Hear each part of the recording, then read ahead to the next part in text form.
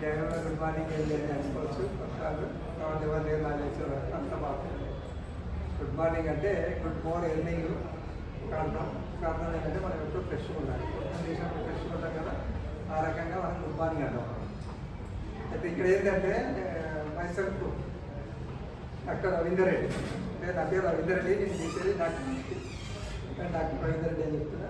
2 క్లినిక్లు ఉన్నాయి నాకు తెలవని వాళ్ళు, తెలిసిన వాళ్ళకి తెలుసు. 2 క్లినిక్, ఒకటి వచ్చేసి ఎల్బీనగర్ ఎన్టీఆర్ నగర్లో ఉంది, ఒకటి వచ్చేసి మన టర్మన్ఘట్ హనుమాన్ టెంపుల్ దగ్గర మందమల్లమ్మ బస్ స్టాప్లో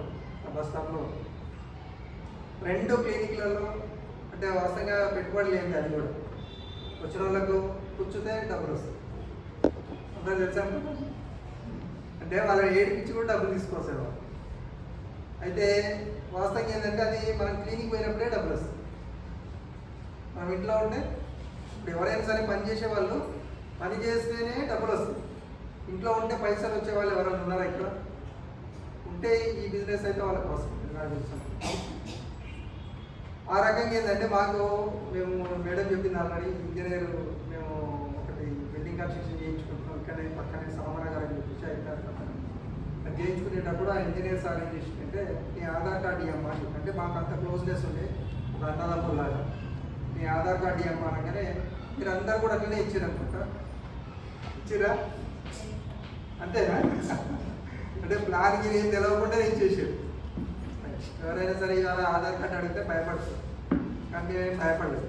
ఏదో పెద్ద మనిషి అడుగుతుండు అంటే పెద్ద మనిషి అంటే వయసులో కాదు, ఆయన వృత్తిలో పెద్ద ఆయన ఇంజనీరు అడుగుతుండు కదా అని చెప్పేసి ఇచ్చినాక ఈ నెట్వర్క్లో ఒక ఐడి ఇచ్చేసి షాపు పోయి కొనుక్కోమంటే మేడం అది కొత్తపేటలోనే సార్ ఉండేదేమో గ్రీనింగ్స్ కాలనీలో కొత్తపేట స్టోర్ పోయి తీసుకున్నాం. ఎంత ఏంటి అనకుండా అసలు 100 PV అనేది తెలియదు, 60 PV అనేది తెలియదు, PV అంటే ఏంటిది, PV అంటే ఏది తెలియదు మాకు. అసలు బిజినెస్ అనేదే తెలియదు. జస్ట్ పోయి కొనుక్కున్నాం, వాడుకుంటూ ఏదో అంతకుముందు ఒక ఎక్స్ కంపెనీలో చేసినాం. అదే చెప్తా ఉంటే అవుతుందేమో అని చెప్పాను. ఇక్కడ ఏంటంటే క్యుములేటివ్ PV అయితే అందరికీ తెలుసు కదా, పాత లీటర్స్ బోర్ అనిపిస్తుందా? అందరు బుగ్గలు చేయలు పెట్టుకొని చూసుకుంటే అయితే ఈ క్యుములేటివ్ PV వల్ల ఏంటంటే మన పిన్నులు చేంజ్ అవుతాం. వేరే ఎక్స్ కంపెనీలో చేసిన నేను ఆల్రెడీ 1 year. మన లీడర్స్ అయితే ఆంజనేయ సార్ కానీ, శ్రీనివాస్ వడేవన్ సార్ కానీ, పూర్ణ పురుషోత్తం దాస్ సార్ కానీ, వీళ్ళందరూ కూడా అక్కడ నాకు పరిచయం. కానీ అక్కడ వాళ్ళు ఏంటంటే ఈ వెస్టేజ్లోకి వచ్చేంత వరకు వాళ్ళు అందులో వర్క్ చేసి వాళ్ళ స్టోరీ కూడా ఈనే ఉంటుంది. ఒక్కొక్కరికి 20 లక్షలు 30 లక్షలు అప్పులతో వచ్చి అక్కడ కూడా ఏంటంటే మీటింగ్లు ఉంటే ఇవన్నీ అంటే వాస్తవంగా ఎడ్యుకేషన్ సిస్టమ్ అనేది ఇక్కడ మనం వాస్తవంగా అక్కడ నేర్చుకున్నది. ఎడ్యుకేషన్ సిస్టమ్ అంటే ఇప్పుడు మామూలుగా సరే అంతా చెప్పారు, నాకు కూడా ఏం చెప్పాలో కూడా అర్థం కావట్లేదు. జూమ్ గురించి చెప్పారు, మీటింగ్ల గురించి చెప్పారు. జూమ్లోకి రావడానికి ఖర్చు అవుతుందా? కాకపోతే పొద్దున్న లేవాల్సి వస్తుంది కాబట్టి లేవాలి. అంటే మనకి ఎందుకు లేవాలి అనేది కూడా చెప్తాను. ఒక 2 నిమిషాలు ఎక్కువ టైం తీసుకొని నేను కూడా ఎందుకంటే మ్యాక్సిమం లీడర్స్ అన్నీ చెప్పారు. టైం కూడా అయిపోయింది, ఇప్పటి స్కూల్ టైం అవుతుంది కాబట్టి మీకు కూడా అనిపిస్తూ ఉంటుంది ఇంటికి పోవాలని చెప్పేసి. అయితే మేము రావడం బిజినెస్లోకి అట్లా వచ్చినాం. మేమేంటంటే ఆ బిజినెస్ ప్లాన్ తెలియదు, ఏం తెలియదు, ఏదో అట్లా పాటు వెళ్తాము. ఆ ప్రాసెస్లో ఒకరోజు ఆంజనేయ సార్ ఇక్కడ డాక్టర్ సార్ ఇక్కడ మాత్రమే ఆ సార్ దగ్గరికి తీసుకొని పోయినా. అక్కడ ప్లాన్ చెప్పేటప్పుడు చూసిన ఇది ప్లాన్ ఇట్లా వస్తాయి, ఇట్లా ఈ రకంగా పిన్ను చేంజ్ అవుతుంది. ఇవి అది కొంతవరకే, అది కూడా పూర్తి ఎవరు కూడా ప్లాన్ చెప్పేటప్పుడు మొత్తం చెప్పారు ఎవరు కూడా. జస్ట్ సినిమా చూసేటప్పుడు మనకి ఏదైతే ట్రయల్ వేస్తారు కదా, ఫస్ట్ కొత్త సినిమా వస్తుందని చెప్పేసి ఆ రకంగా ఆ ట్రయల్ వేసేది సార్ ఆంజనేయ సార్. అది చూసినాక అనిపించింది రైటింగ్ చేయాలి. కాకపోతే అంతకుముందే నెట్వర్క్ అనేది చేయాలి. ఎందుకంటే మనం చేసే పనితోటి ఎప్పుడైనా సరే మనం ఇంట్లో ఉంటే నిన్న ఆదివారం మీటింగ్ అక్కడ ఎవరు వచ్చారో నాకు తెలియదు. ఆంజనేయ సార్ వాళ్ళ ఫ్రెండేనంట. ఆ సారు ఫస్ట్ బేసిక్ అంటే స్టార్టింగ్లో ఉన్నప్పుడు ప్లాన్ చెప్తే నాకు ఇలాంటి కుదరదు, నా జాబ్ నేను చేసుకుంటా అని చెప్పి రమేష్ సార్ అయితే అది వెరీ ఈజీ. అయితే ఈ సార్ ఏంటంటే సాఫ్ట్వేర్ ఎంప్లాయీ. ఈ సార్ పోయి ప్లాన్ చెప్తుందంటే నువ్వు ఒక స్టూడెంట్ పోయి ఏదో డేటా ఏదో చేసుకుంటున్నావు, నాకు అవసరం లేదు అని చెప్పేసి జాబ్ చేస్తాం. మొన్న రీసెంట్గా 1 వీక్ క్రితము అరే నువ్వు ఇన్కమ్ చార్జ్ ఇవాళ 6 లక్షలు ప్లస్ ఆంజనేయ చార్జ్ అంతా తెలుసు అనుకోండి. సారు చేయబట్టి 4.5 ఇయర్స్ అంతే. అంత తక్కువ టైంలో అంత ఇన్కమ్ ఎవరు రీచ్ కాలేదు.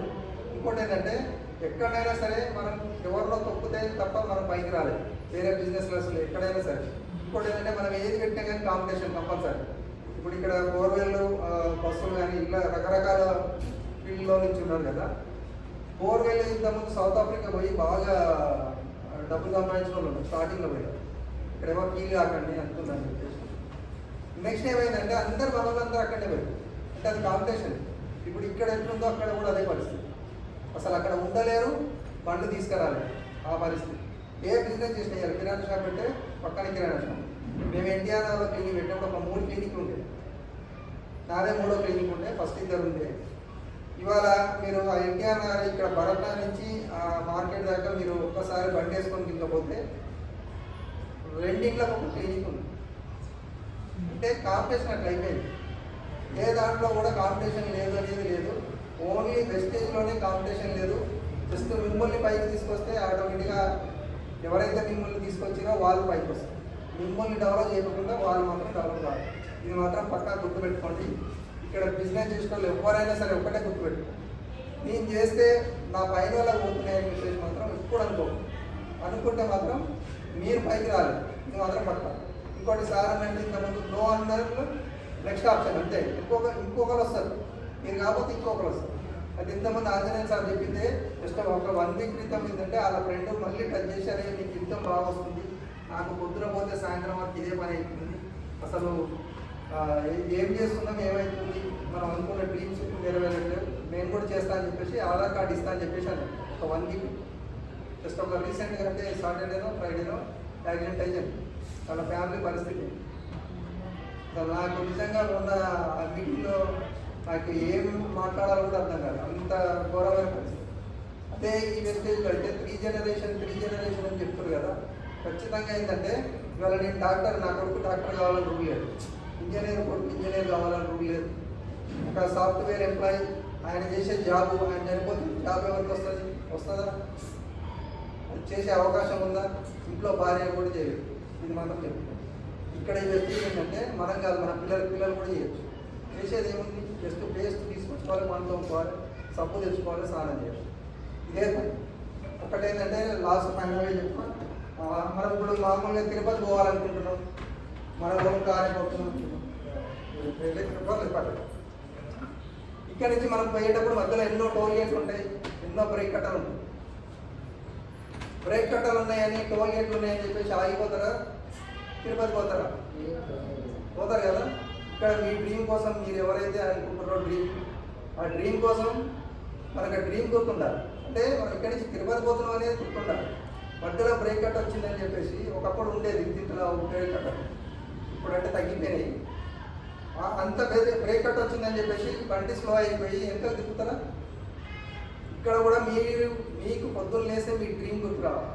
మీ పిల్లలు ఇవాళ చూడండి, ఇవాళ నైట్ పిల్లలు పండుకొని ఉన్నప్పుడు మీరు ఒక అర్ధరాత్రి బయటికి పట్టవచ్చు, బెడ్ దగ్గరికి వచ్చి పక్కన వచ్చి నిలబడి చూడండి, మీ పిల్లలు ఎట్లా పండుకుంటారు. మాకు మా అమ్మ నాన్న ఉన్నారు, మాకేం ప్రాబ్లం లేదు. కొందరికి ఏంటంటే వైఫ్ కూడా అట్లనే పండుకుంటారు, లేకుంటే సార్ అట్లా పండుకోవచ్చు. కానీ అంటే వాళ్ళకు మనం ఉండమని చెప్పేసి మరి మనం లేని పరిస్థితి అది. కాబట్టి అది ఒక్కటి గుర్తుపెట్టుకోండి. కానీ నేను ఇక్కడ ఎక్కువ మాట్లాడాల్సింది, ఎందుకంటే టైం లేదు. ఒకటి మన గ్రేట్ లీడర్ వచ్చేది ఉంది అనుకున్నాం, కాబట్టి చిన్న అనివార్య కారణాల వల్ల రాలేకపోతుంది. నెక్స్ట్ వీక్ ఖచ్చితంగా సార్ వస్తారు. నెక్స్ట్ వీక్ ఏంటంటే మన స్ట్రెంత్ కూడా పెంచుకుందాం. ఇంకోటి ఏంటంటే సరే ఇక్కడ మన బ్రదర్ లైన్స్ కూడా వచ్చింది. ఇప్పుడు మీరు అందరూ మన బ్రదర్ లైన్స్ మాకు వచ్చేసి అప్లైన్ వచ్చేసి ఇంజనీర్ సురేందర్ రెడ్డి సార్ అంటే ఐడియా ఉందా మీకు? ఐడియా లేదు, అంటే సార్ మీటింగ్లోకి రాడు కాబట్టి సార్ అడిగారు. రవీందర్ రెడ్డి సార్ అంటే తెలుసా? ఏం చేస్తాడంటే అంటే ఇక్కడ ఏంటంటే మనం మీటింగ్లకు వస్తాయి, గుర్తింపు అనేది వస్తాయి. ఇప్పుడు సాయి రెడ్డి సార్ అంటే ఐడియా ఉందా? రైట్, ఆయన కర్ణాటకలో ఉంటాడు, కానీ ఇక్కడ ఉన్న వాళ్ళకి తెలుసు. అంటే ఇక్కడ ఏంటంటే సిస్టంలో ఉన్న వాళ్ళు ఆటోమేటిక్గా అది ఆ రకంగా సాయి రెడ్డి సార్ తర్వాత ఆంజనేయ సార్ తర్వాత శ్రీనివాస్ వడ్డమానం మీ అందరికి ఎవరైతే ఉన్నారో వాళ్ళే మనకు పురుషోత్తం అందుకు మనకేమైతుందంటే ఆంజనేయ సార్కు ఒక లెగ్గులో రాజు సార్ డౌన్ లైన్స్ మీరు కాబట్టి మాకు బ్రదర్ లైన్స్ అవుతారు. మీరు కూడా ప్రతి మంగళవారం 1 గంటకు మీరు అందరూ వస్తే ఇక్కడికి ఆంజనేయ సార్తో పాటు శ్రీనివాస్ వడ్డమాన్ సార్ వస్తారు, పురుషోత్తం దాస్ సార్ కూడా వస్తారు. ఇట్లా మనం పెద్ద లీడర్లను తీసుకొని మనం మీటింగ్ ఇక్కడ చేసుకోవచ్చు. ఇక్కడ ఉన్న దగ్గర ఉన్న వాళ్ళు ఎవరైతే ఉన్నారో వాళ్ళు స్ట్రెంత్ పెంచుకోండి. ప్రతి మంగళవారం ఖచ్చితంగా ఉంటుంది ఇదే ప్రాసెస్ సేమ్ మళ్ళీ మంగళవారం. ఎందుకంటే ఆంజనేయ సార్ నాకు ఆ మాట ఇచ్చిండు, కాకపోతే ఇవాళ కొన్ని అనివార్య కారణాల వల్ల లాస్ట్లో చెప్పిండు రాలేకపోతుంది సార్. నెక్స్ట్ వీక్ మాత్రం పక్కా వస్తుంది కాబట్టి అందరూ కూడా అటెండ్ అవ్వండి. నాకు తెలిసినంత వరకు ప్లాన్ ఇవాళ కల్పనారెడ్డి మేడం అవసరం ఏంటంటే బయట చెప్తారు కానీ ఇట్లా బోర్డ్ ప్లాన్ చెప్పడం అనేది ఇదే ఫస్ట్ టైం. మనం ఇంకోటి ఏంటంటే ఈ స్టేజ్ మీద మన లెగ్లో అంటే మన అందరి ముందు చెప్పడం ఫస్ట్ టైం చెప్పాను. చాలా ఎక్సలెంట్గా చెప్పింది. ఒకసారి డెమోస్ రజనీ మేడం డెమోస్ చేసింది, ఎక్సలెంట్ హోస్టింగ్ కూడా మేడం కూడా ఒకసారి మీరందరూ కూడా ఇంత ఓపికతోటి టైం లేట్ అయినా సరే కొందరు లేట్గా వచ్చినా ముందు వచ్చినా సరే ప్లాన్ అనేది నేనేమనుకుంటా అంటే కొత్తగా వచ్చిన ప్లాన్ అయితే ఖచ్చితంగా వినండి. అర్థమైందా మేడం మీకు? అంటే వస్తామంటే అర్థమైంది. కాబట్టి రెగ్యులర్గా స్కూల్ పోయిన వాళ్ళకు మార్కులు ఎక్కువ వస్తాయి, అప్పుడప్పుడు పోయిన వాళ్ళకు. కాబట్టి రెగ్యులర్గా స్కూల్కి రావాలి. అంటే ఈ మీటింగ్లకు మనకి పెద్ద ఖర్చు ఏముండదు. ఇక్కడైతే అవసరం